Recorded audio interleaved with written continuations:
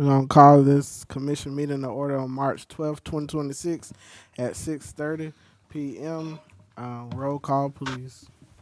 Miller, Here. Vice Mayor Bloodsworth, Here. Commissioner Grunder, Here. Commissioner Howell, Here. Commissioner Whites. Here. All right, we're going to have the invocation and pledge by Vice Mayor Bloodsworth. Let us pray. Heavenly Father, we thank you for this day, Lord, and Lord, just want to thank you for the rain you've sent our way today, Father. Our ground needed it, and we just thank you for it.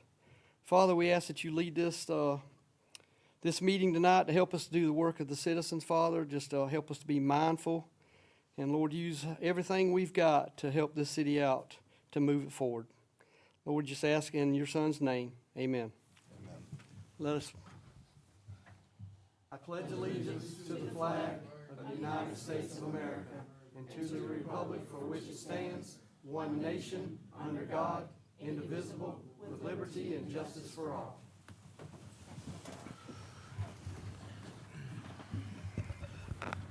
So on tonight, we're going to be taking off two items on our agenda, item number 8 and number 9.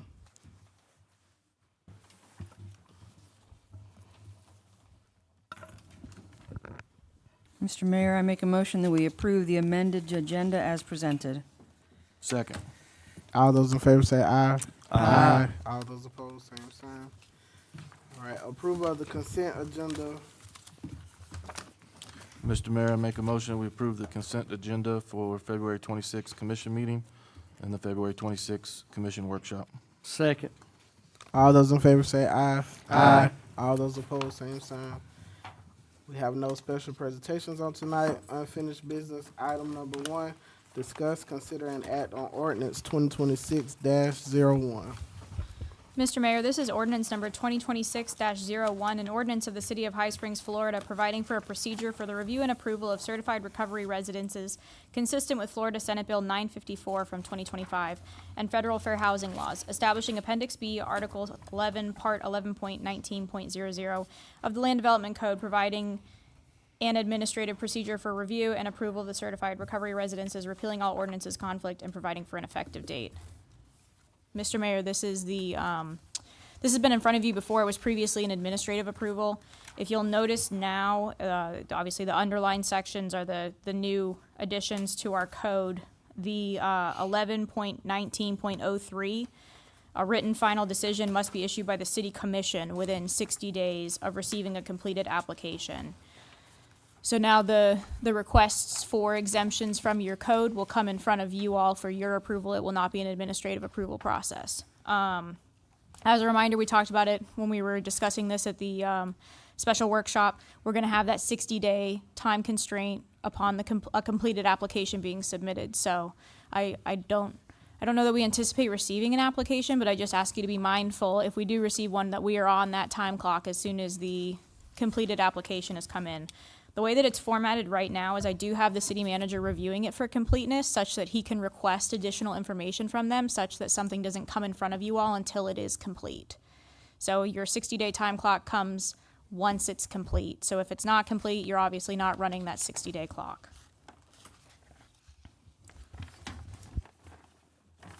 Any questions from the commission? Yes, sir. Go ahead.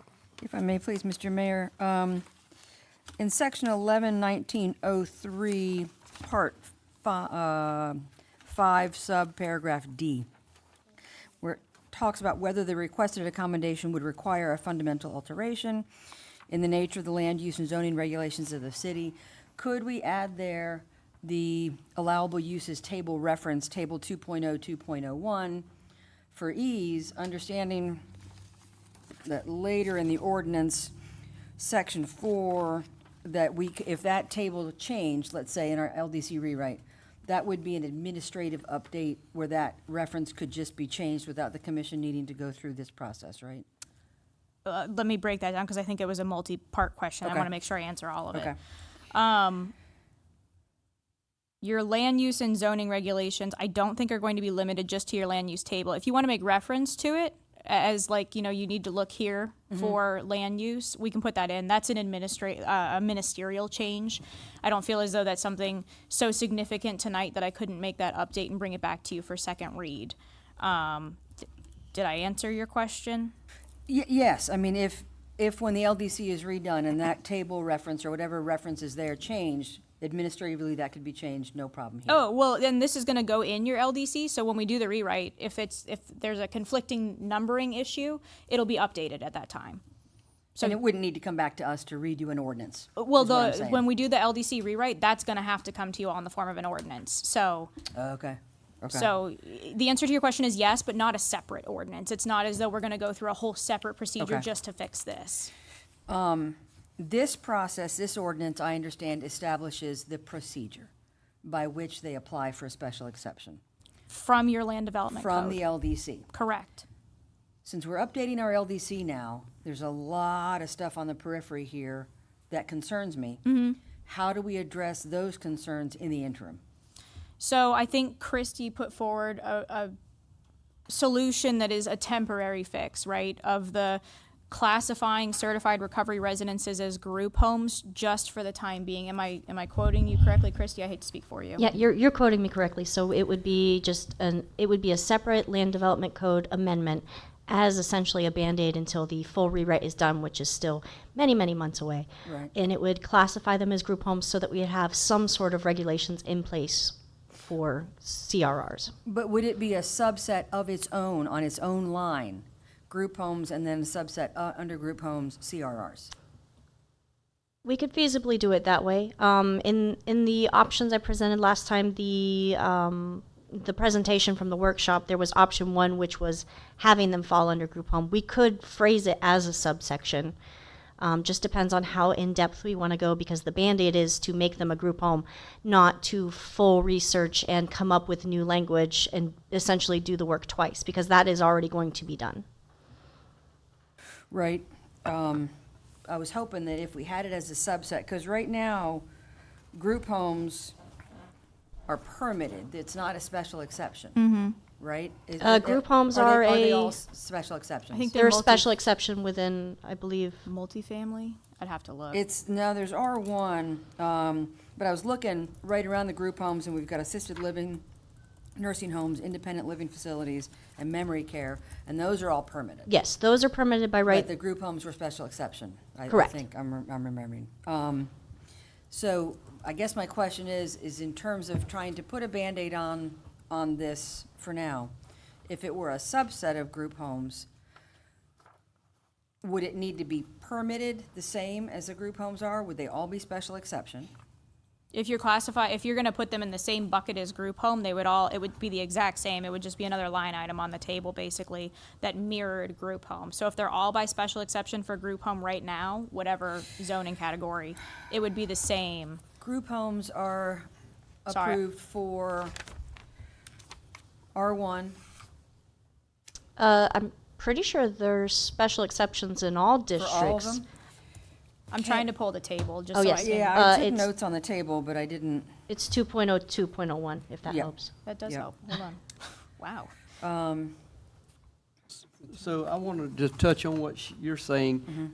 I can't remember, I think we did discuss this, but did the recovery homes fall in a different category? Is it going to be R1 or 3 or 5, or is it So- going to be distinguished that way? Well, under our current code, it is a bit of a gray area because there's no definitions. This is the stuff that we went over in the workshop where it makes references to certain things, but then doesn't define them, and it says to exclude residential recovery homes, but then doesn't define that. So we can make an amendment to the LDC for whatever you're comfortable with, but the recommendation was just a Band-Aid until we have our consultant who we're already paying to do this to look over it. I have an answer to Commissioner White's question. It's all special exception. None of For them every are. zoning category. No, I'm sorry. They're not permitted in ag Or industrial, or I think. industrial. So C1, C2, C3, all of the residentials via special exception. There is none that are a use of right. Okay. So my request would be, if we're able to do this without it being overly prohibitive, administratively speaking, to have it be R1 ag and C1 for CRRs.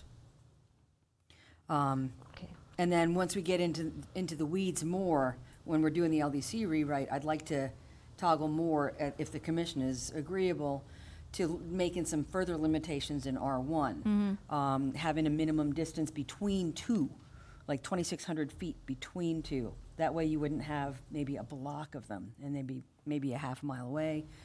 And maybe limiting it to be just a level 1 CRR in R1, because a level 1 CRR, by my understanding of the definition, more closely mirrors an actual group home setting. Right, they've been sober for 9 months. They Right, don't have right. a constant 24/7 nurse. Right.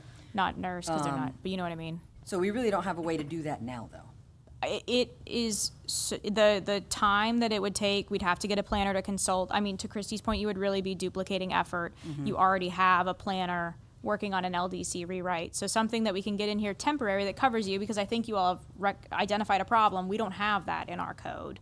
So temporarily putting it in and then really going in and digging into it during this LDC rewrite this summer, you know, you're gonna have these workshops, then would be the perfect time to dive in with an AICP planner to go through how do we truly put guardrails on this. So then for this current update of table 2.0, 2.01, could we put special exception under CRRs just for R1, Ag, and C1?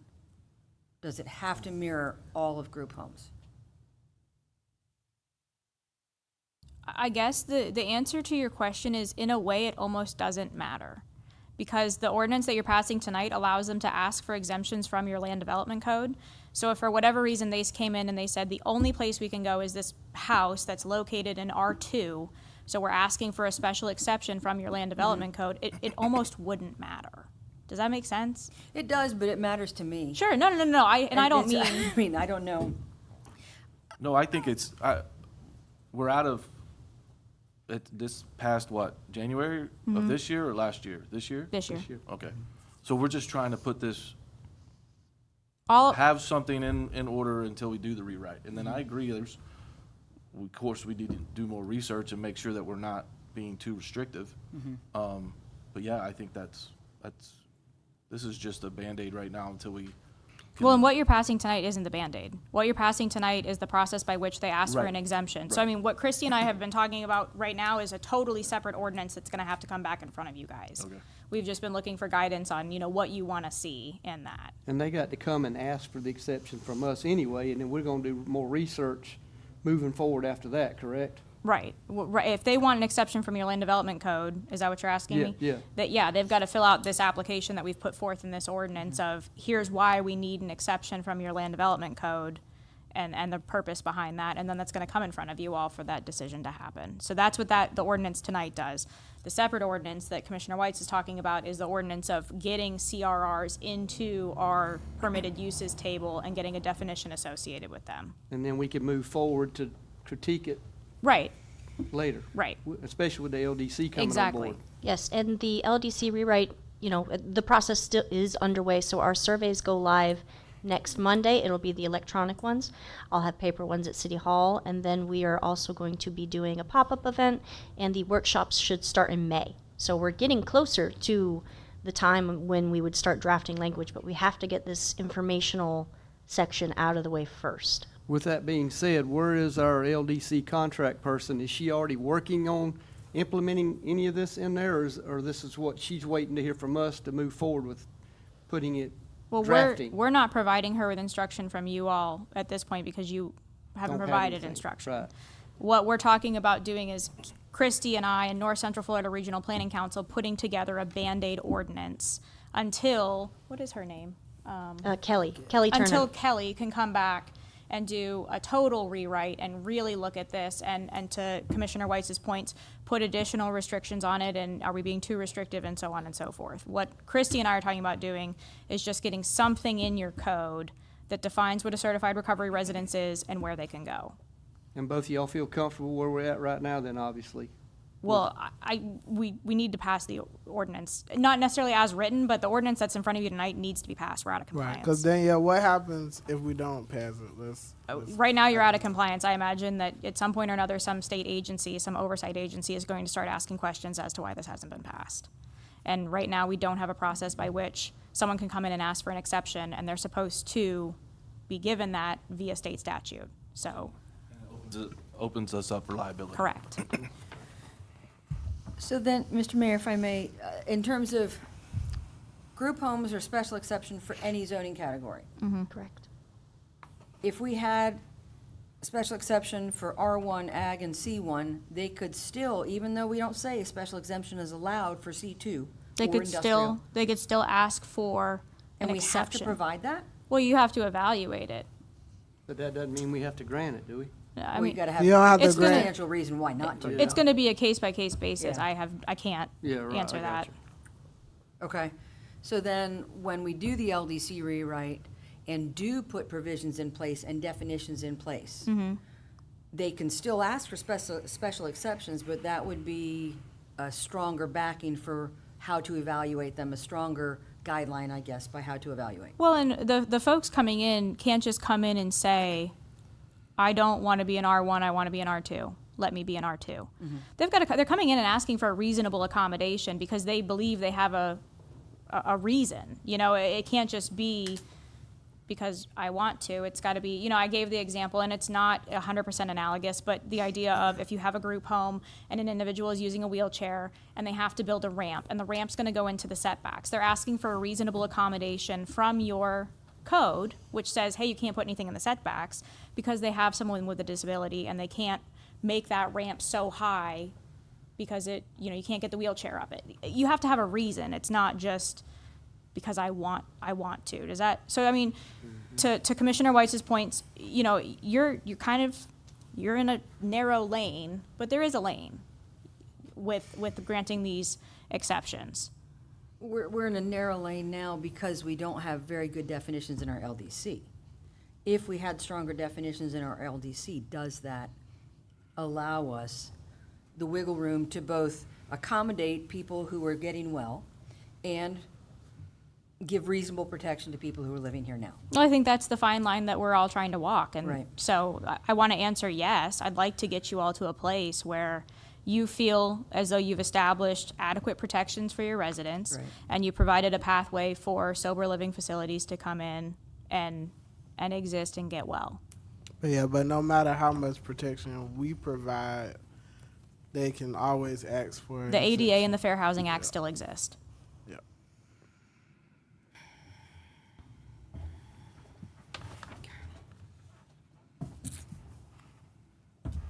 And when is the estimated time for the LCD rewrite to be finished?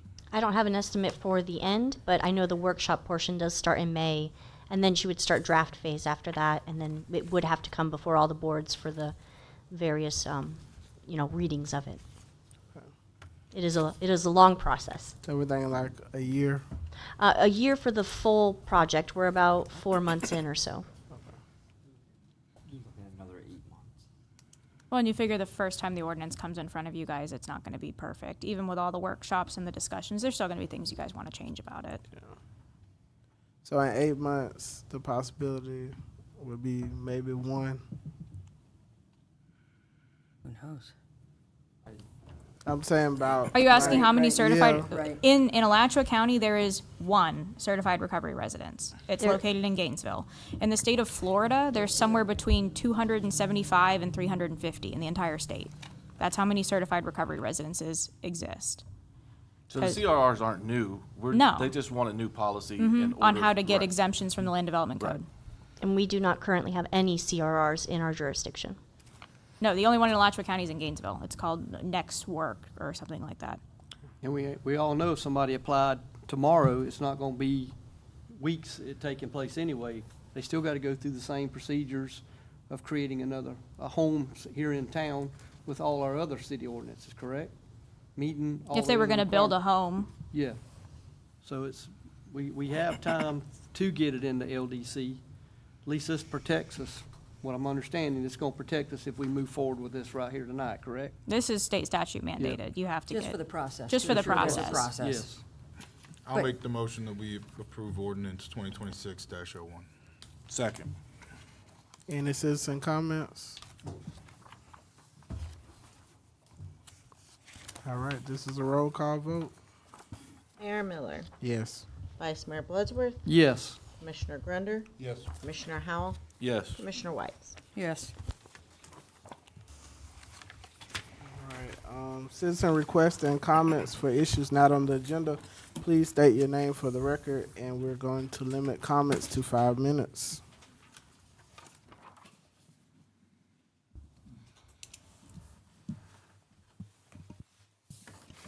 David Lynch.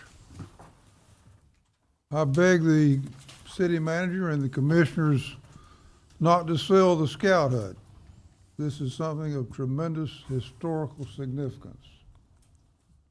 I beg the city manager and the commissioners not to pave over our concrete streets. This is something of tremendous historical significance.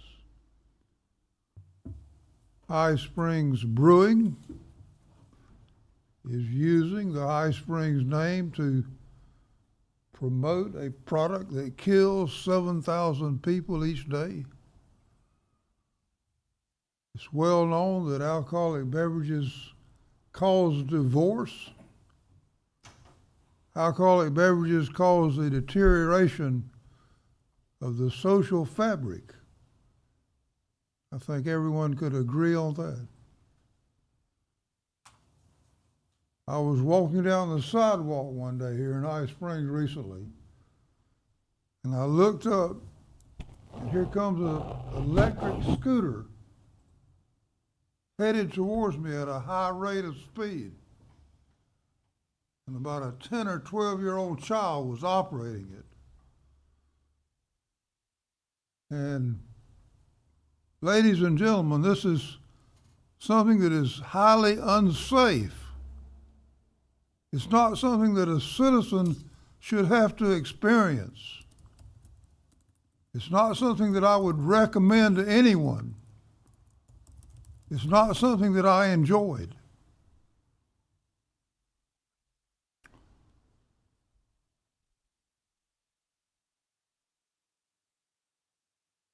All right, any other citizen comments? All right, any commissioner responses? Mr. Mayor, may I make a response?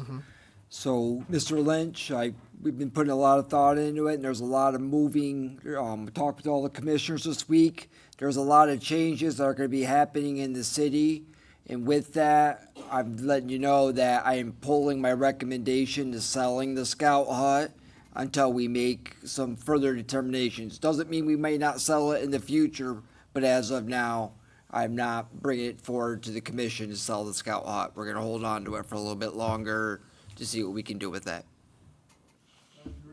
Yes, sir. All right, any other commissioner responses? All right, new business item number 1, discuss, consider, and act on appointing a new member to the Mayor's Youth Council alternate position.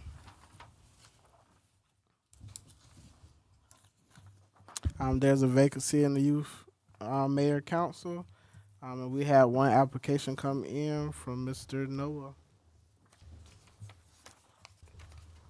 Mr. Mayor, I'd love to make a recommendation or a motion that we approve this membership application, if for no other reason than his email address being Furball Noah.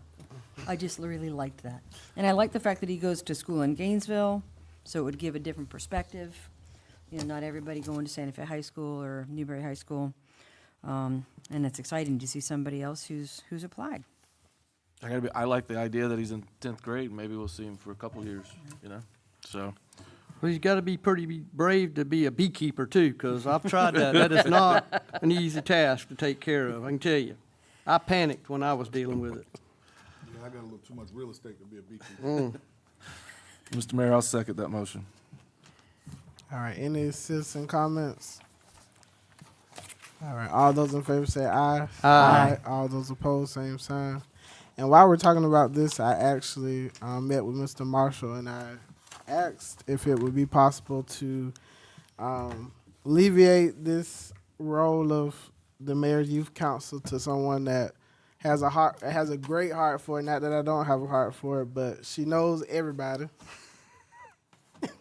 She knows all the parents on the board, and I think that she would play much better role than I would. So if the commission is okay with it, I would like to make Commissioner Catherine over the Youth Mayor Council. Mr. Mayor, I'd be honored to do that if that's allowable by ordinance, by our, Good. okay. I think it's fine at a, it does, I mean, section 2-276 does say the mayor will attend meetings. So as long as the commission is okay with the mayor, deferring that right to Commissioner Whites, I think you're okay. Could we update that language, Danielle, to say the mayor or the Or his, designee? or the designee, yeah, that would be ideal. But I mean, you don't need to wait in the interim, but I can Okay. make that fix and bring it in front of you guys. Mr. Mayor, I'd be happy to if it's the will of the commission, sir. Thank you. All right, any commissioner comments? I think you need a motion first. Okay. Mr. Mayor, I make a motion that we allow Commissioner Whites to be the designee for the Youth Council. Second. All those in favor say aye. Aye. All those opposed, same sign. All right, Ms. Mayor. All right. New business item number 2, discuss, consider, and act on ordinance 2026-03.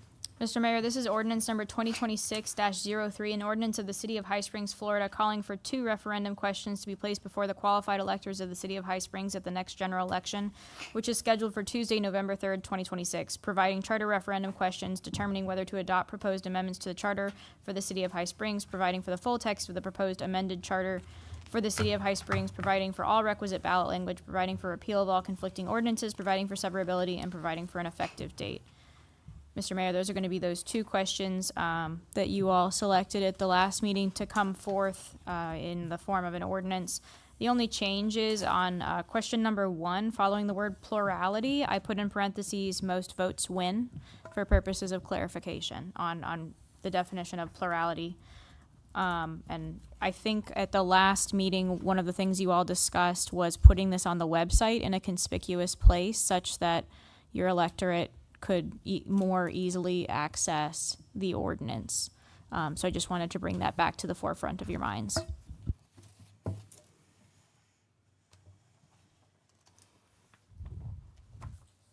Yeah, I didn't have a problem with any of the questions, verbiage. Mr. Mayor, may I? Mhm. I want to bring it to the board that we don't know how much this would cost to put on in November. I understand that the review had to be done, and I appreciate everything they did, but under our uncertain financial times, I want to hold off on putting this on the ballot this year. I don't think we need to spend money for that because I think we need to move forward with other things that are more pressing. If we had a definite number, how much that was going to cost us, I'd say I'd consider it, but at this time, I want to hold off. And I make a motion not to put this on the ballot.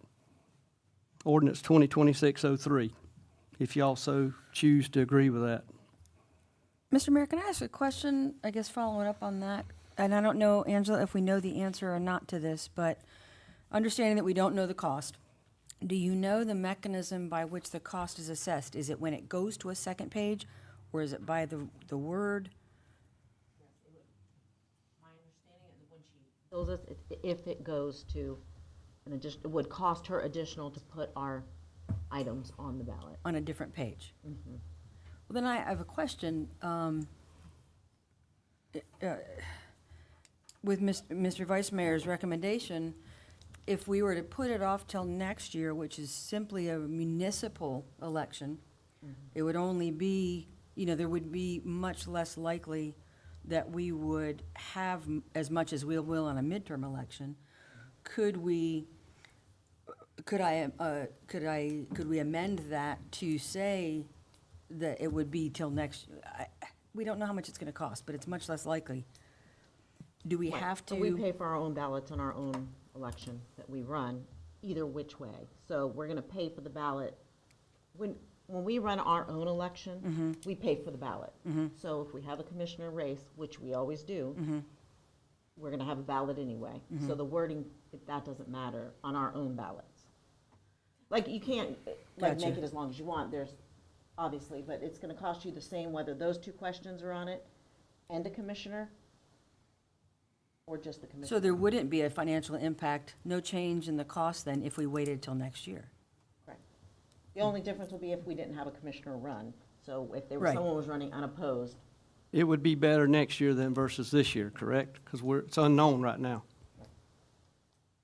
So that might solve that problem, because it wouldn't cost necessarily more next year. We have had it in the past where nobody ran, we right? have, it's been a, It's been a while now. yeah. Yeah, we went several years. We went, like 7 or 8 years where we didn't run an election. So if for the nobody city runs, itself. theoretically, if nobody ran next year and then we had to put this on the ballot, then what it does would an cost election us more. cost us? What does that cost us? Between ads and stuff, $5,000 or $7,000, just depends. To run an election? So we have to pay the staff ourselves, Right. right? And then we print the ballots, we rent the machines, we have to pay her staff overtime. Right. So you gotta kind of weigh it. Either way, I can't tell you if someone's gonna run The next year. chance it doesn't cost us anything this year, there's a chance it doesn't cost us Yeah, anything next year, yeah. there's a chance it costs Yep, us this year, yep, there's a yep. chance it costs us next year. That's right. Right. But it I could got be it. more this year versus next year, if I'm understanding how you're explaining it, right? Not if there's no election next year. Right. How It just many depends on seats the are up next year? circumstances.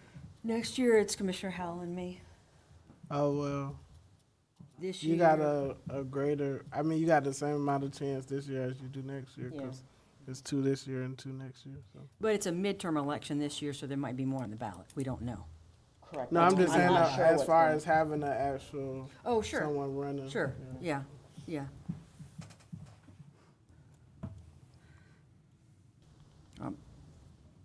I'm just looking at the big picture here, trying to save us without spending money that really necessarily doesn't have to be done right now. Right. Mr. Mayor, for legal purposes, I'd sooner let it fail and instruct staff to bring it back this time next year as opposed to locking in next year's commission into putting something on the ballot. So I wouldn't amend it to say 2027. I would just say let it fail and then instruct staff to bring it back. Would be the legal's perspective if that is the desire of the commission. Well, in that case, then I'll second Mr. Vice Mayor's motion. All right, I'm sorry, so the motion on the floor is To essentially fail it tonight. fail it tonight. all right, any citizen comments? All right, this is an ordinance, so roll call. Vice Mayor Bloodsworth, Yes. Commissioner Grunder, No. Commissioner Howell, Yes. Commissioner White, Yes. Mayor Miller. Yes. All right, new business item number 3, discuss, consider, and act on declaring Parks and Recreation mower as surplus. Go ahead. So hi, Jennifer Appleby, Parks and Rec. Hi to all commissioners, attorney, city manager, mayor, vice mayor. Just simple surplus. It's cost more to repair it. We already have a replacement, and we used funds, ARPA and Wild Spaces for that replacement. So, yeah, if we could just surplus, that would help us. Mr. Mayor, that was the only question I had. Make sure you could still do what you need to do, so. Yes. Mr. Mayor, I make a motion, we surplus the equipment. Second. Any citizen comments? All those in favor say aye. Aye. All those opposed, same sign. All right, it's surplus. New business item number 4, discuss, consider, and act on declaring police vehicles as surplus. Good afternoon, Mr. Mayor and Commission. We have a couple older police vehicles that are sitting and need to be surplus, so we recommend a motion in that effect. Chief, we take all, I'm sorry. No, Mr. go Mayor, ahead. Mayor. Chief, I know these older cars, and I'm assuming we're going to Explorers, correct? Yes. In the long run. These lights aren't gonna fit Oh, anything. guys, these are Perfect. 15-year, 20-year lights. All right. I'll make a motion, we surplus the vehicles. Second. Okay, I ask a question, Mr. Mayor? Yes, ma'am. So these are being surplus, but they're going to have to be replaced with something else? They already been replaced. Yeah. Okay, so they're just sitting there not They're doing sitting anything. there, they're sitting there stagnant. Okay. So, yes. These are pretty old cars, so. Mr. Mayor, before we vote to surplus them, is there any of these vehicles usable for city vehicles that we can use in other departments that are necessary? These are Chargers. They are a maintenance nightmare. Okay, They I'm just blow trying up, to utilize radiator the best we blows can. up, Plastic, that fan blade blows on it, it's just a nightmare. It costs us more to keep them on the To road. be Absolutely. honest, I can't think of where we would use that. Okay, that's car. all I need to hear. Great question. Good deal. All right, any citizen comments? All right, all those in favor say aye. Aye. All those opposed, same sign. All right, discuss, consider, and act on an interlocal agreement with High Springs Parks and Recs and Alachua County Public Schools for the use of High Springs Community School. Jim? So I'm not sure, would it be appropriate to read the interlocal agreement, or you just wanted me to give you a summary? Okay. All right, so yes, volleyball. We have 13 teams, 127 players. We were able to extend scholarships to over 10 families this season. And our longstanding agreement with the school board had changed, so we worked it out with them, give a little, take a little. And so if, I believe you have that in front of your packet, and it is our recommendation to proceed with the interlocal agreement, which I believe on there also says in perpetuity, which is very nice, unless, at some time they decide they want to get out of the agreement, and then y'all do as well. There's that clause in there to release us.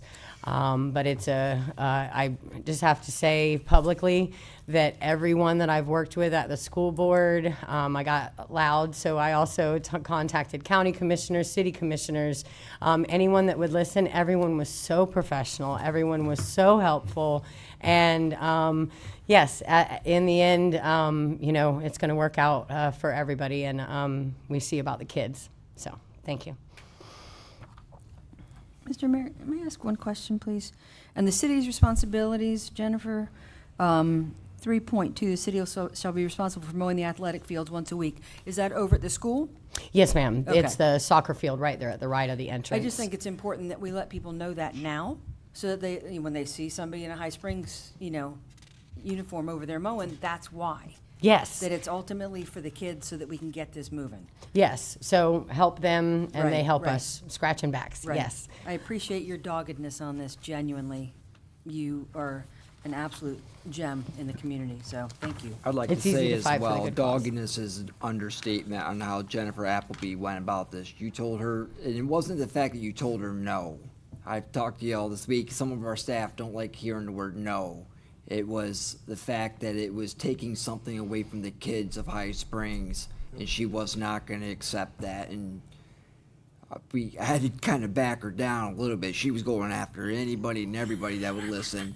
She put a lot of hard work, okay. and ultimately, she came out in a very good position. I think this is a good interlocal agreement. It's a good trade-off, helps both parties. It's a win-win. So again, hats off to Jennifer Appleby on this. I love the idea. Our kids have a home court now, so Yep. that's awesome. Mr. Mayor. As you know, what my wife did for a living, Yes, sir. and this ain't her gym, obviously, but where are you going to be at on far as cleaning and keeping the floor clean? Are we providing a janitor over there for? It's been me. It's gonna So, be you? yes, sir, I do that. Well- So at the end of the night, I check both the bathrooms. It's an old facility. One day, hopefully, we'd love to, anyway, gym space. But yes, I do that. I sweep the gym floor. We do it ahead of time. We remove the volleyball nets. We are now going to take the trash on into the dumpsters. And then when needed, we have actually one of our coaches works for HSPD. And then we have a player who happens to be the chief's daughter as well. So they're going to help us when we need help with securing. But yeah, we're willing to take on all those. I'm there monitoring the practices anyway, so works for us. Yeah, I'm just looking at her side of it as being somebody that would take care of a gym. People come in there the next day after sometimes it's not pretty. So that's why I was asking. Yes, sir. I will have to say, Appreciate we it. have got a great volunteer staff, and they will stay and help me, so we've always left the gym better than we found it. Good deal. That's what we want to hear. Thank you. Yes, sir. I'll make a motion, we accept the interlocal agreement. Second. All right, any citizen comments? All those in favor say aye. Aye. All those opposed, same sign. New business item number 6, discuss, consider, and act on temporary suspending the alcohol consumption ordinance for the Hot Rodding for Heroes one-day only event. So, Mr. Mayor, this is something you've passed a couple times in the past. This allows during the Hot Rod for Heroes event. It suspends, it'll allow them to take a beer if they got one from the brewery and go and look at the cars while drinking their beers. They'll be barricaded off, but there'll be areas that they can go without it. We've had, Chief, I don't think we've had any problems, have we? No. I highly recommend passing. We've done this a lot of years, haven't we? Yeah, What's that? It's been a lot of years Yeah. we've been doing this, right? it's a great organization, fantastic. I mean, it's the Marine Corps League, so. If it's not broke, why fix it? Mr. Mayor, I make a motion that we temporarily suspend the alcohol consumption ordinance. Second. All right, any citizen comments? All those in favor say aye. Aye. All those opposed, same sign. New business item number 7, discuss, consider, and act on choosing a vendor for drone ITQ 2026-01. Good afternoon again, Mr. Mayor and Commission. The High Springs Police Department, we have successfully secured approximately $200,000 in grant funding this budget year. These have been all non-matching funds. These grants have allowed our department to purchase necessary public safety equipment without placing additional financial burden onto the city or our general funds. Some of those grants include replacement of ballistic vests, so you know that those go out every 5 years, so it's an actual savings when we acquire those type of funds through grants. We've also were able to secure safety equipment and other critical operational needs. This particular grant that we're bringing forth is a grant that's been awarded at $100,000 to the Florida Department of Law Enforcement. This is for a replacement of existing drone equipment. And so I say that because any type of savings will not be actual savings for the city of High Springs. So any type of excess funds goes back to the state. So I know a lot of times we look at what's the cheaper bidder and what's the most quality product. So I disclosed that at the beginning to you guys. What's the operational value of our drone program? The department's drone program, it provides several important public safety benefits. That includes locating missing children or vulnerable adults. Just a couple weeks ago, we had a case out at Camp Kalakwa. A couple of kids got lost out there. Drones were en route along with dogs, but we were successfully in locating those children. A few years ago, we had a gentleman who had dementia get lost near south of town, close to your home out there, Commissioner Catherine. And some of the citizens there, Mr. Tatum, I think you may recollect, they helped us find that gentleman. He would have died in those freezing temperatures. Had we had drones at that time, we would have had those capabilities in locating him. We also, they're utilized for assisting in the apprehension of suspects, which we laugh because Gainesville Police Department several years, they've been ahead of the trend, and we thought it was funny, you know, that they jumped out of the aviation unit, but they were smart in their policing and being one of the first agencies that has a drone. They have a very good drone program along with the Alachua County Fire Rescue. Drones also provide aerial observations during large public events or emergencies. Drones were recently used when this particular building last year when there was a safety concern that came on. So when we had that safety concern, there was a drone that looked at the building, that looked at other buildings around to see if there was any threats.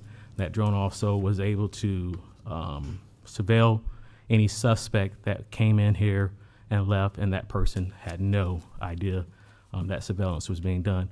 That drone did the work of 5 to 7 police officers. I say that because drones are very, very effective tools in law enforcement. This grant, there is no physical impact, so there's no physical impact for the city associated with this grant. The funding is being solely to replace existing equipment that we have, so it's not an expansion of the program. The training and certification, there's no additional licenses or certification costs required. We already have officers who have FFA certified licenses within the organization. The procurement process, we have followed that by the city's procurement procedures. We've done an RFQ, which was processed, and you have that information in your packet. Staff recommendation for approval is presented in your packet with the particular company, Scottio, that we recommend. They are the lowest bidder when you take in the training for the other competitor, and so we went with them because they're a good product. Most agencies around us have that particular device. So I'll take any questions if there are any. Mr. Mayor? Oh, go ahead. Oh, well, you said that. Chief, I appreciate what you're doing there with that, but I also have some questions. So we're replacing already drones that we already have. Yes, sir. Are the ones we have, they're not serviceable, not workable at this time, or just outdated? They are outdated. They were donated from another Outdated. agency. So are we able to surplus them in any way, or are they too old for that? No, sir. We intend to give those to the fire department so that they can work with them. And I Okay. think they already have people on staff as well. And some of these other questions, I run across them. My son was going to do this at UF with geomatics. Yes, sir. So some of these questions I have is what we were going to be dealing with about, do we have standard or SOP and SOGs? We already have that in place? Yes, sir. And then I remember something of this nature when he was trying to do it. It's a Part 107 to cover us. Is that something we already have? Do you know what that is? I do not know what that is, but we are insured and going through that process to make sure that we're legit. Because I think that was something to do with covering for, like, out of sight, if Yes, you sir. couldn't see the drone or something of that nature, if something failed, and we are insured in case something of that nature happens. I can get with you, but our duplication of our program is really duplicated by other agencies such as Gainesville Police Department, so we confer with them. So I'm pretty sure that we're up to standards and meeting all the requirements that's there. Because I know when that thing gets out of sight, I know you're still going to have, and I guess those are going to have the little screens where you can. They do. Yeah. Yes, sir. And then how many officers do we have trained for this at this time? Three. Three. Yes, sir. And do you have any idea how much the training is for that? Because back in then, this was like 7, 8 years ago. Yes, sir. It wasn't that expensive, but I don't know what it is today. Yes, sir. I think the initial licenses cost about $200, and then there's a 3-year after that free online training, and those officers actually pay for it themselves out of their pockets.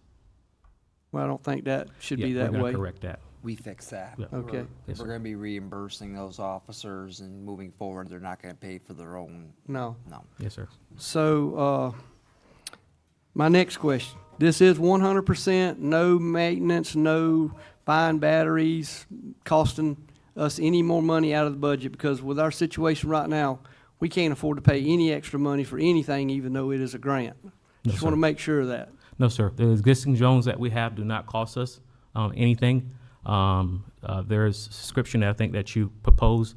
It is not a requirement. It is not a mechanism that we need in our program that we have in our existing. Okay? Yes, sir. Thank you, sir. I will say, if they run based on the way GPD runs, the drone cannot be out of sight from the officer Yes, sir. piloting it. He has to be able to make, physically, he has to be able to make physical line of sight with the drone at all times based on his FAA license, I believe. Yeah. Vice Mayor, you said Part 107? Mm-hmm. So what I'm reading, it's the insurance. Okay, So it's that's what about we have. insurance. designed specifically for FFA certified pilots for their unique risk of flying drones for businesses purposes. So yeah, that's what it's I about. couldn't remember what all of it was, because I know my wife and I were gonna be financing all this stuff, so we were having to get into all that. Thank you for good questions. Chief. And it's said in your packet, Chief, that all the surrounding agencies, that's what we're on, right? I know Yes. APD, okay. Yes.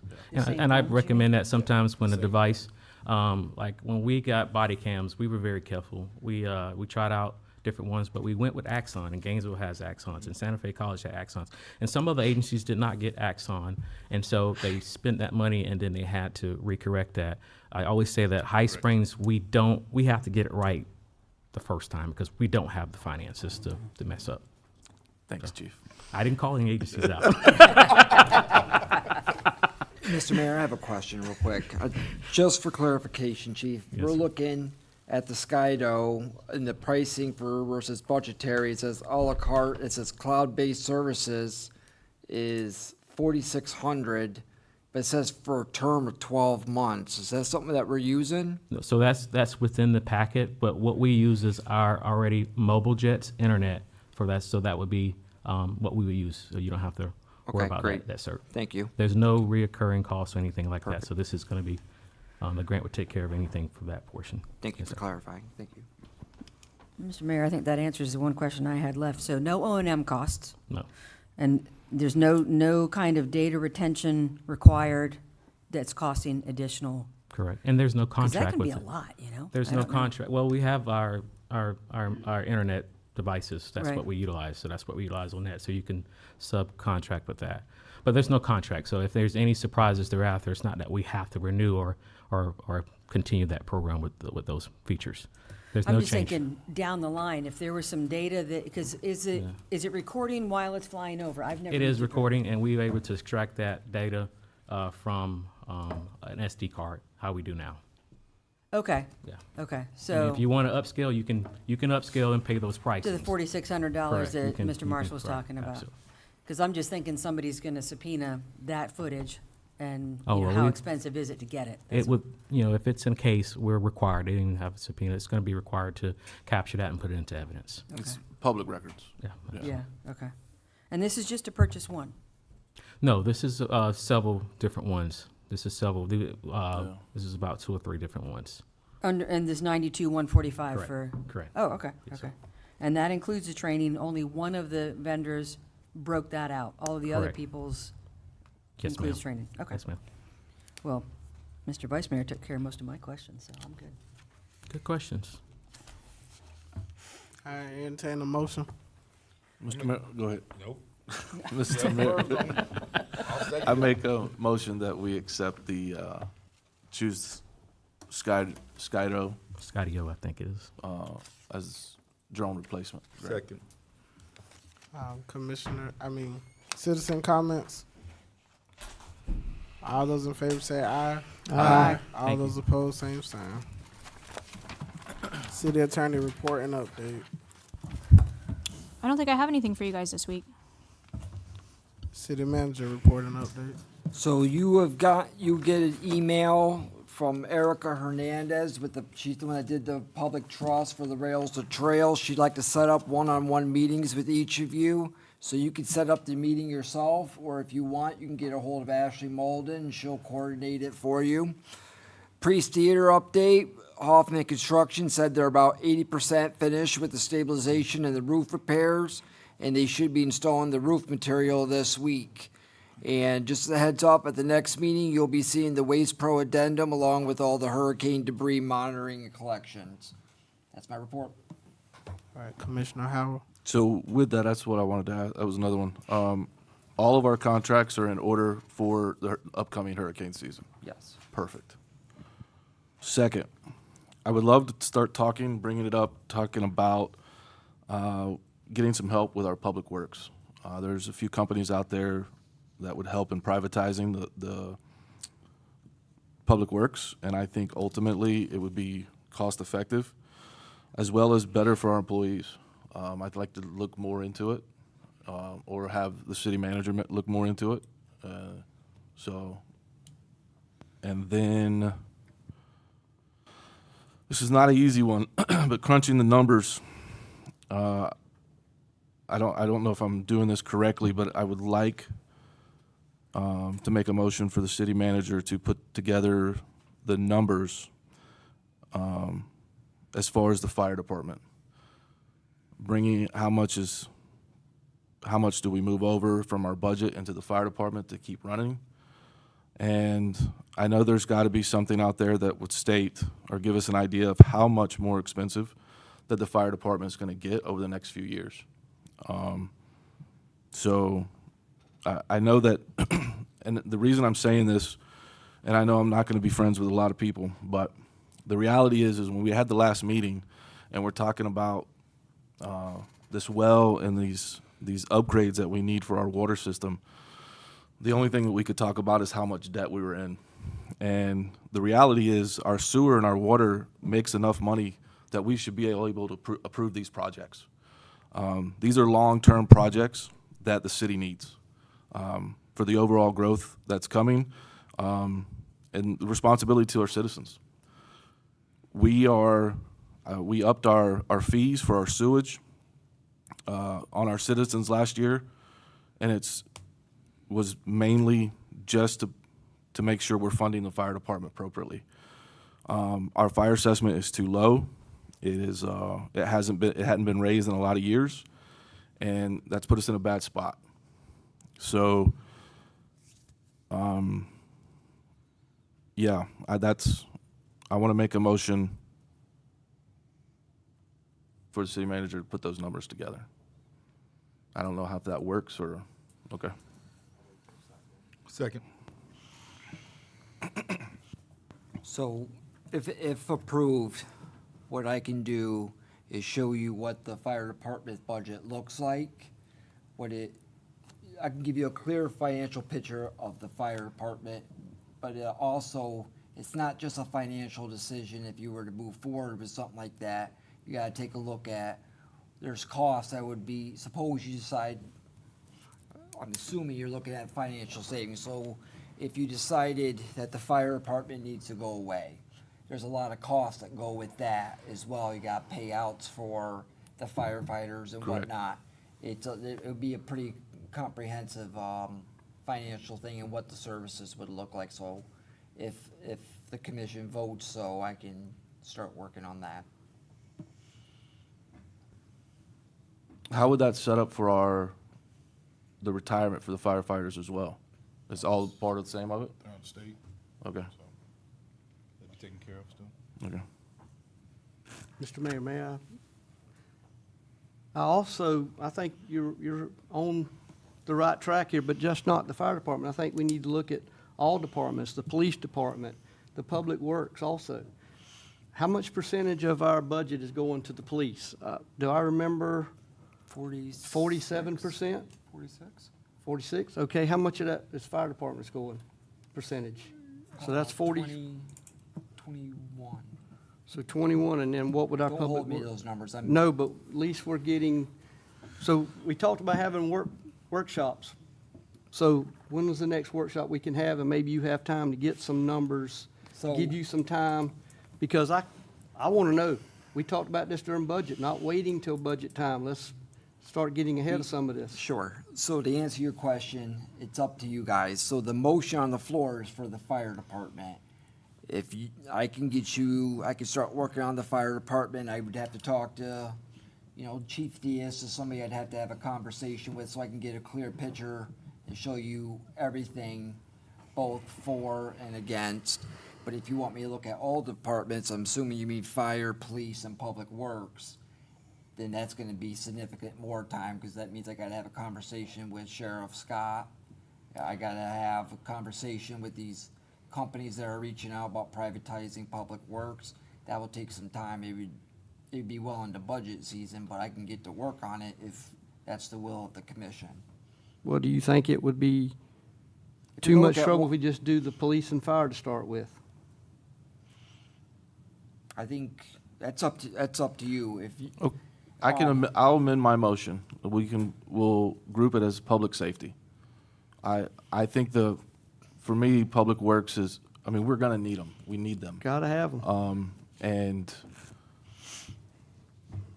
I think that I have had a discussion with a company about privatizing Public Works, and it's something that they can put in front of us very quickly, and it's something that we can move on as a commission to help us as a city. And that goes finding, they're going through our budget, finding monies, maybe paying our people more, training them, everything.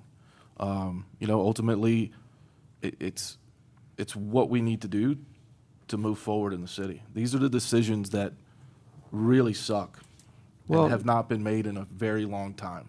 Not getting off of what you're saying, but we already know with the Public Works, we've got a developer that wants to develop or build houses, and he can't right now because we don't have infrastructure.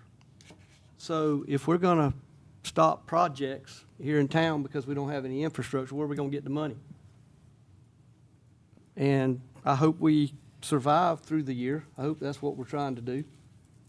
So if we can look at this as soon as possible and get these workshops set aside in just an hour in front of a city commission meeting, because I don't think that's enough time. This is some serious discussion and consequences that we're gonna have if we don't look at this. Now, as far as when you bring this back, is this gonna be like what we just went through maybe like 4 months ago? I think it'll be more in depth It'd and be more in depth. a lot more money And involved. I'm gonna recommend that this is not a workshop that we hold before a meeting. 1 hour is not gonna cover it. We're gonna have to do a standalone workshop and maybe order some pizzas and buckle down for the night. But Yeah, it's 'cause gonna I be- just want to know what more in depth was it, cause maybe for me, I thought it was pretty in depth, but maybe. It'll be more in depth. Okay. Because you just mentioned payouts and all that sort of thing. You can have more detailed numbers. Well, I gotta take a look, so I'm just off the top of my head, you gotta research. One, we gotta have a conversation with the county. What does that look like? And what do you get, we have a building, we have trucks, you have staff, and you got to look at the financial side of it, so, I can easily pull some reports and get the financial impact of it, but there's more to it than just financial impact that I think you guys need to have, so I give you some time. I don't have a finance director right now, so I'm gonna be pulling reports myself, but I can get to work on it. So we're looking at 67% of the budget is in. Since we're in a public meeting, don't hold I'm me not to holding that you, but I'm number. saying Don't we're hold in me to that ballpark figure number. here. Yeah, I would say ballpark probably goes towards public safety, yeah. More than half. 60 to 70%. Mr. Mayor, could I jump in? It's like you were in my head or something. Most of my notes here was talking about proposing a workshop. And I was mainly thinking about if there's no ad valorem tax revenue, how do we prepare for that? It seems like that may have lost a little bit of ground, but it may come back next year, and we still need to be ready for it. And I ran some numbers from last year's budget. Police were 3.39 million, fire was 2.3 million. With the assessment that we have for fire, which is only for fire suppression, we get a little more than $969,000 from that. So we've got to make up 1.33 million. And we transfer in, it looks like, I don't know if it's from Public Works or not, but transfer in 1.32 million. So our general fund is, it's largely supporting our first responders. And we've only got, I tried to pull numbers, we've got about 1,882 households in High Springs. It doesn't include commercial tax revenue. And we are one of only 2 cities in the entire county that has both police and fire. Correct. The other one is Gainesville, and they have over 58,000 households with a general fund budget of $162 million. So they've got a lot more to work with. But that we have the highest millage rate in the whole county, and that's why. We have our own police and fire. We love our own police and fire, but it costs money. And if we take out, if we assume 1882 is correct, that costs $1,800 per household per year to fund our police department. Taking out the fire assessment separately, just to augment the budget for the fire, it's another $707 per household. So you know, I think we need to be communicating these numbers to the people who live here. This is what it costs. There's a reason why we have such a high millage rate. But we've been playing the shell game for a long time to try, I don't know, not to obfuscate by any means, but just to make it all work. And now we're not doing that as much, so it's a lot more obvious. And we have to your point, we have to stop robbing from Public Works. Cannot keep and doing you're that. right. That's the scary part is as high as our millage rate already is, it needs to be higher if we want to To continue. fund this business Correct. model, right. So what I'll do is I'll break down public safety. I'll break down what it cost and break it down what it costs to each household, so each household knows what they pay and what they get. You know, if the community wants police, fire, public works and all that Right. stuff, we're very rich in services here. I mean, if you look at High Springs compared to any other city in Alachua County outside, we are high in services, which is great. It's one of the reasons I moved to High Springs. But this is what it's gonna cost. Right. And, you know, people will have to get ahold of their commissioners and give them input on what they want. Some people may not mind paying, what, I don't know the numbers you said, but Well, they're other just people estimates. are, so Yeah.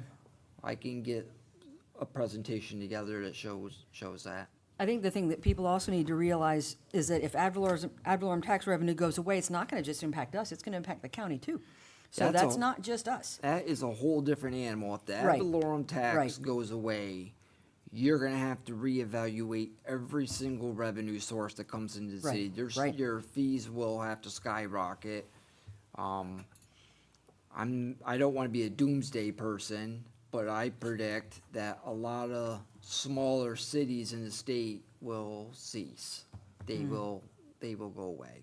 Yeah, there's I don't wanna see- 411 municipalities right now in the state of Florida, and I would say a lot of them would go away. So, But all things being equal, where we are right now, if you look at your tax bill, if we're in the city, you look at a similar tax bill in the county, the fire assessment in the county is higher. Correct. Than ours. They are paying more. We pay less.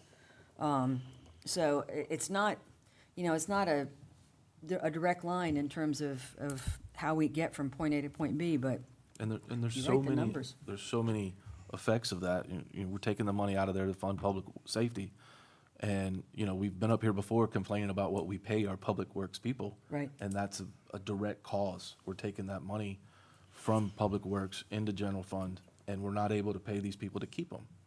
So we're training in the very beginning, and then they're moving on. So that's, And if you'll remember, when Mr. New was up here, we were talking about the, just slipped my mind. Drinking water?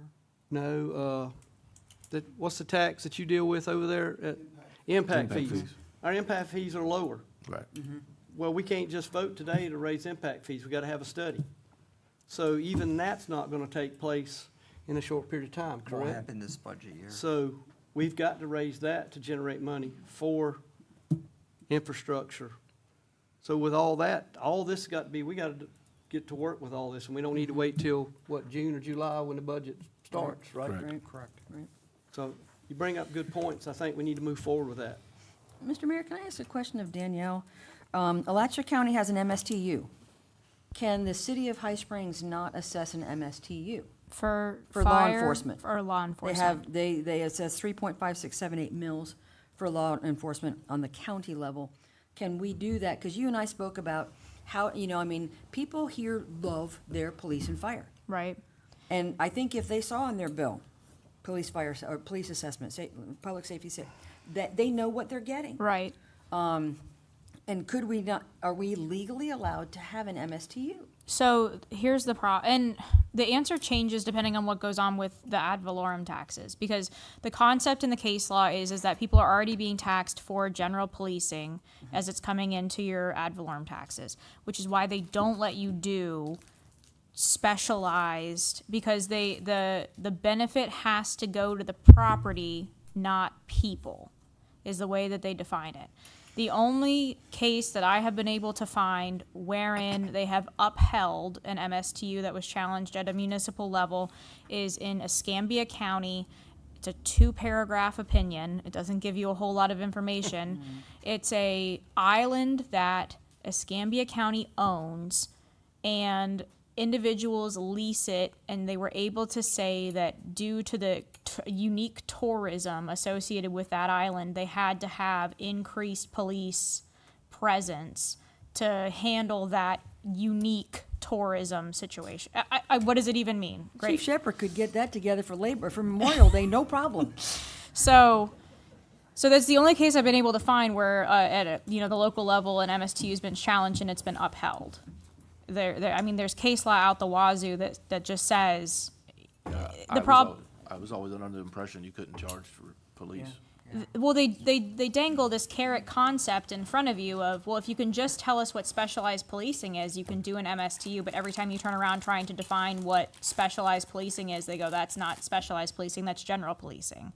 So, that's the answer as it sits right here today with ad valorem taxes existing the way that they exist. If ad valorem taxes go away, I don't know what happens to that case law, because all of that case law is dependent upon the fact that you're being taxed in accordance with your property on the basis of ad valorem taxes. If ad valorem taxes no longer exist and you establish an MSTU, then you're not double taxing.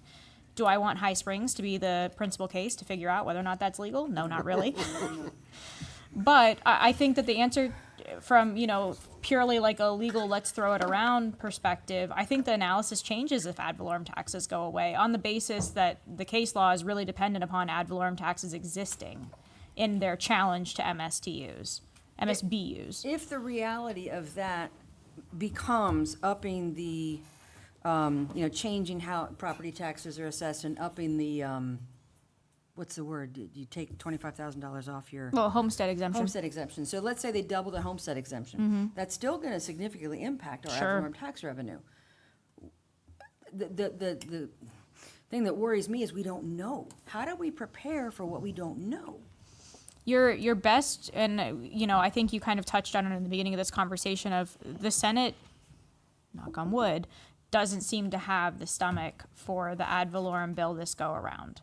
Obviously, session closes tomorrow. The governor may call the special session that he's been threatening to do, and I don't know.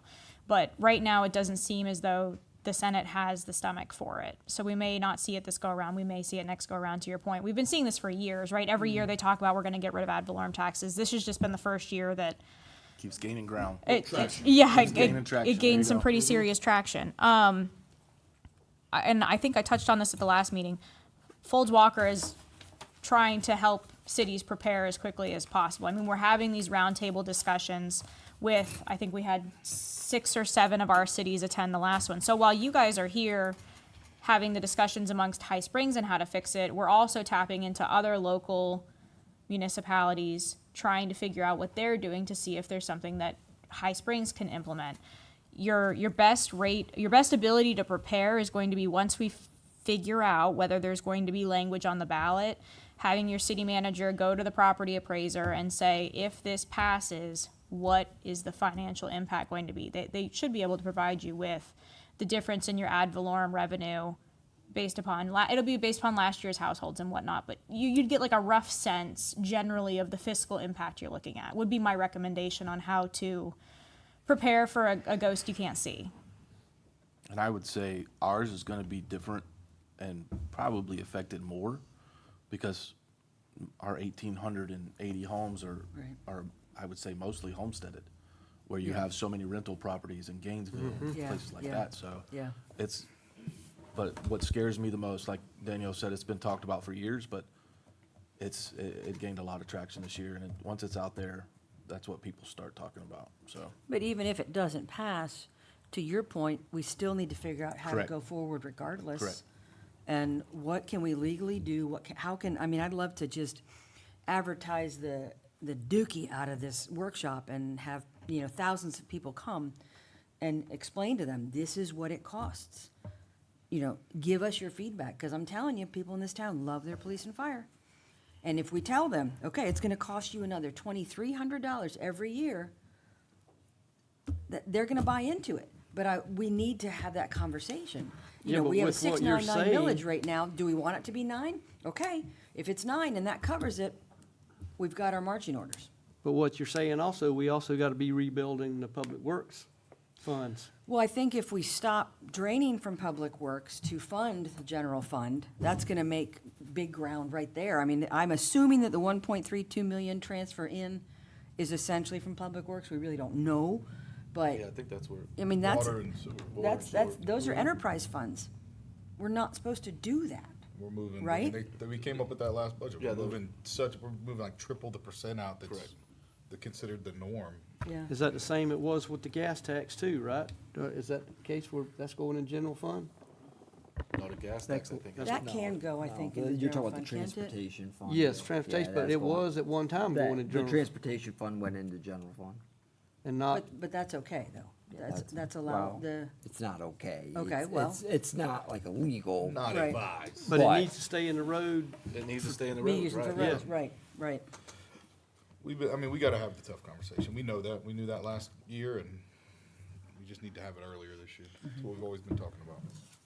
And I think what would be beneficial is if we continue on this direction, what it looks like in 10 years or what it looks like in 5 years, not what it looks like just for next year. Because that's kind of what I was saying the last budget cycle. Well, we're going to have to go up next year, because this only fixes it this year. So I think it's important when we have that, what it's going to look like at least in a 5-year span. So then they'll know, okay, if we go this route, we're gonna have to keep going up every year. Correct. Yep. And then what it's gonna look like in that 5 years. Do you want to pay that much in 5 years? Danielle, I have a question. You may or may not know this. I know Newberry has their own fire department, but they also have a bay where there is a county ambulance. Do they rent that space to them? What kind of agreement do they have? I don't know the answer to that. It's public record, I can get I it. mean, it may be an amalgam of two different business models, and Sure. I'm just curious to see how it works out. We technically have that, we're just not in the same building. We got Right down the road. The ambulance is right down there, yeah. Still yeah. in the city limits. So Yeah. I don't know how that works, But that's a county-run station, correct, yeah. correct. Any idea how much time you would need just for that 2 items that we could probably set a date here tonight for a workshop? Let me see what this entails, and then maybe at the next one, we can start setting a date. I got a lot of phone calls to make for this. Okay. And I wanna poke the fire. Let's move forward and get this information so we. I understand, but I wanna make sure have I it. get you the right information. Absolutely. Something this big, you don't want it rushed. No, but But I understand you want it before, I'll get working on it. Just so I understand, because you made an amended motion, I don't know if it was seconded. You want me looking at public Public safety. safety, police and fire? Correct. Okay. To discuss at a workshop? Yes. Okay. I'll second that. All right. Any citizen comments? All those in favor say aye. Aye. All those opposed, same sign. You got any more updates? The only other part, the only other part is there is the company that I spoke with about privatizing Public Works wants to have a one-on-one conversation with everybody. So if they reach out, I'm saying maybe listen to them, see where we can go, because if that's something that we can do in a very quick amount of time to help our Public Works take over and alleviate some of the pressure off our city manager, because there's a lot of other things that he needs to be doing, and so we need to get these spots filled. That company is, that team is based out of Jacksonville. I made a phone call. I'll be going to Jacksonville either next week or the week after for a day to get, I wasn't able to make it to the meeting that you guys had. No worries. Yep, I'll be going out to Jacksonville at least once over the next couple weeks to go look at that. And I'm done. Commissioner Grinder. I think I had that same meeting, but yeah, I agree with Commissioner Howell. It was a very enlightening meeting that was, actually I left out of there having some hope, which I didn't feel like I had for quite some time. So I was like, oh, okay, so there might be an option to fix our problem. So I would recommend everybody take that meeting for sure. And then I would say I spent all weekend at the Alachua County Youth Livestock Fair. And yet again, High Springs pulled out multiple awards for different kids around here. We really kind of corner the market and do extremely well with our kids' showmanship and our 4-H and our FFA. So I want to give a shout out to those kids who spend so much time, especially the parents too. You know, just a little pat right there. I always put that on a list of things I never thought I'd do in my life that I continue to do with my kids. So, You cart around a pig? huh? Do you cart around a pig? Oh, got 2 of them. 2 pigs. I was holding a steer at one point, which made me feel like a very small human being. But he was a nice steer named Lambo. He was great. Very caring to not kill me. But no, that's a shout out to our kids for just all that hard work they do. And they get in there and they're so professional. And you really get to see them put it all together and do a project that they can carry on a lot of information throughout their lives. So good on those kids.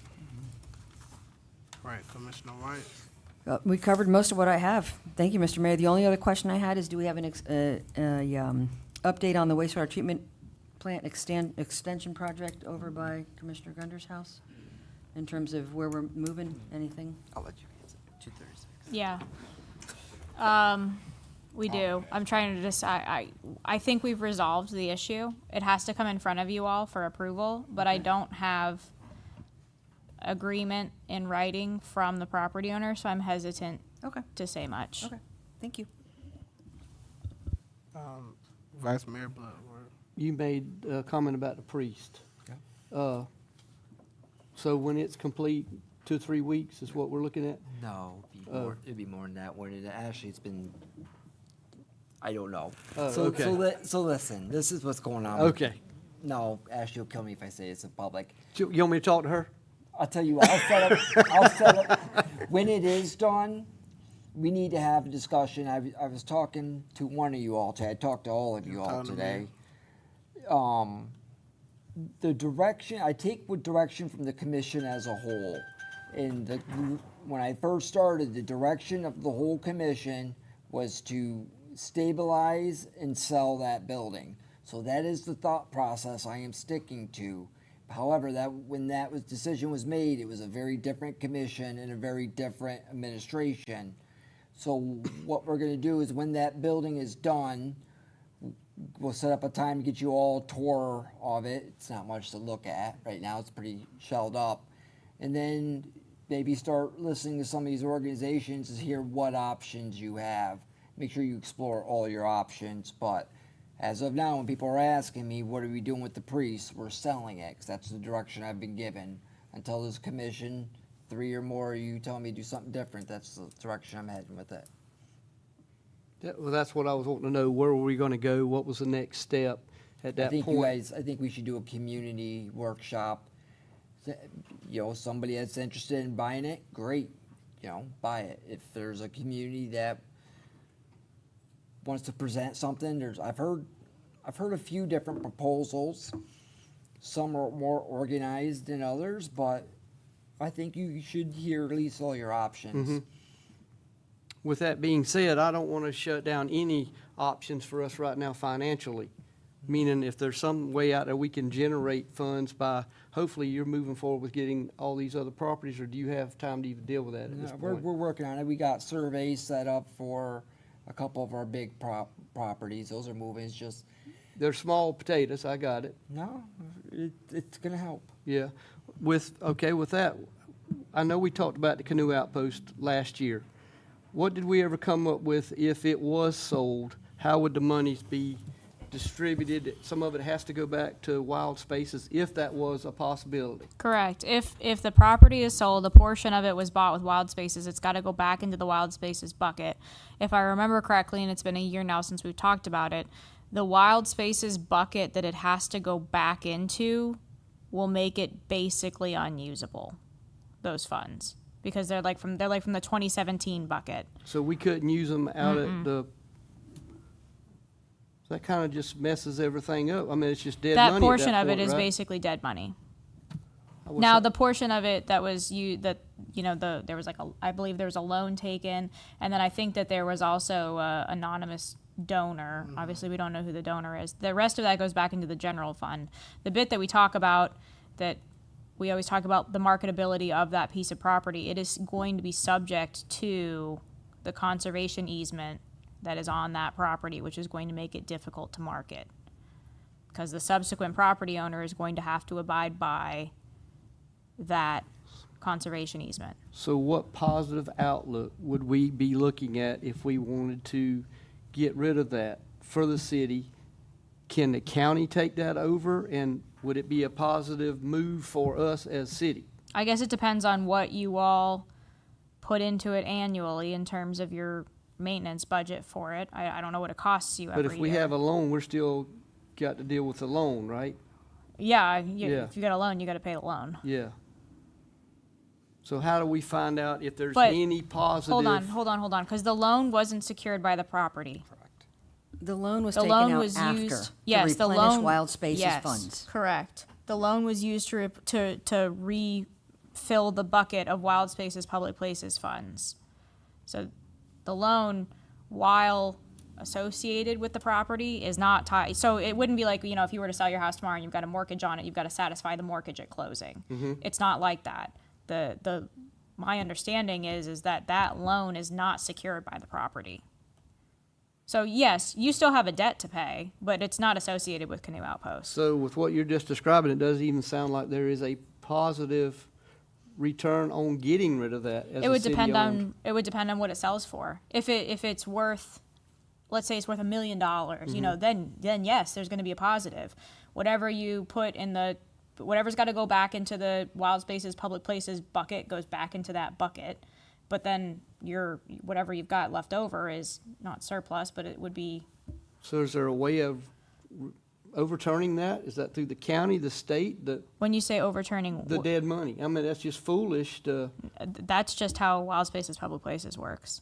and not being able to use them somewhere else at a park. So the money would go back to the county. It would go back to High Springs' bank account for Wild Spaces Public Places, but only a portion of it. It wouldn't be the whole, it could be the whole sales price. I have no idea what it would sell for. You just have to satisfy your Wild Spaces Public Places debt, if you will, like you're borrowing. But then everything else would be general fund. But I'm saying if that money goes back to there, you can utilize that on another Wild Space. No, she's saying. it's dead money. So it just sits there. Okay.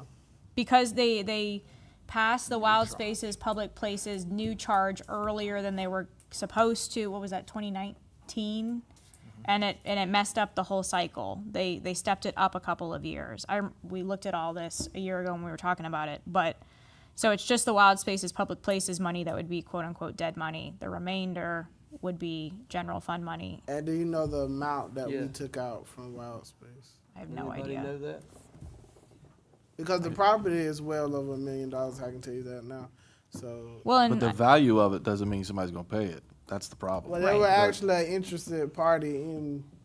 Even with the looking at- conservation. Yes, there was one. Well, I know we keep talking about this, but I know our financial crisis in the city, but I also don't want to do a fire sale and sell off everything that we have. There's some quality, positive things that can happen with these properties. And to your point, Vice Mayor, I just want to make sure that we look at all the options. Well, that's what I'm That's getting at. all this the whole options thing. that we have. Yes. So yeah, that's how I feel about it. But if we And don't for have this me- information, we can't make a Right. legitimate decision here. For me, what I was gonna get at, I was waiting for my turn, but we didn't jump to facilities. That's fine, you go. Is the area at which I've been wanting us to hyper focus on, is that we got facilities that we're not actually utilizing for much. Canoe Outpost being a great example that we really don't use it for much. We use it for our office space. That's a pretty expensive office space, a waterfront office space that you don't even have. So that's, I don't understand why we would be keeping the building that Well, you're only doing Commissioner Grunner and I, we wanted a boat ramp. Obviously, we're not getting a boat ramp. Not even gonna get a dock out there. So what good is it doing any of our citizens at this point? Because I got a kayak. I'm gonna have to go around Cypress Knees to get it to the water. So if we can't bulldoze a path down there because of the Cypress Knees and the DNR, Department of Natural Resources, permitting and all that, what is it doing for us? Just to go out there and throw a lawn chair and look at a creek right now, or You know? So if it is feasible for us to do this to help our financial needs, but if we don't have the information, we sure can't make that decision. I was just curious if we knew how much money we even, I'm trying to find it. the wild spaces. One of the other things we talked about, Mr. Mayor, during that roundtable discussion we had amongst the cities was the idea of pulling contracts and leases in which you have parties renting municipally owned properties right now and reevaluating them, figuring out when they end, figuring out what you're charging for the use of those properties, and as a new source of revenue. I understand that nobody wants to be the commission that charges, children for the preschool, for example, if a preschool was using one of your rooms more than necessary, or are we giving breaks where maybe you want to reevaluate the breaks you're giving? So that was an option we talked about at that roundtable. A lot of the cities were discussing pulling these leases that they have for their municipally owned buildings to determine what we're renting them out at. Is that a reasonable rental rate? And do we need to reevaluate upon contract renewal what we're renting them for? So we actually were supposed to do that. We had a meeting where we talked about that, and in that meeting, the item was, we were supposed to vote on it, but then we didn't have any numbers. And I expressed that in that meeting. And how are we going to vote on you going to go raise these rates with no numbers? So we actually did have that meeting. Nothing just came out of it because there was no data behind why we would be voting on. Sure. You got any more? No, I'm good. Okay. I appreciate the time. All right. All right. So I was actually unaware that we were not going to be even possibly considering selling the Boy Scout hunt. That was new news to me. Did we get any update on finding a finance director? So we did interviews this week, and the person that we were looking at hire withdrew he withdrew today. He doesn't want the job. So I've got a couple consultants out there I was hoping to have them today, but a couple consultants to help us as part-time for getting the audit pushed through, getting trim notices done, and helping with budget preparation. So I know you said that we could not contract the audit company for finance. We can't. It has to be a separate company that has no bias. Okay, could we look into maybe contracting a separate company then? We are. Okay.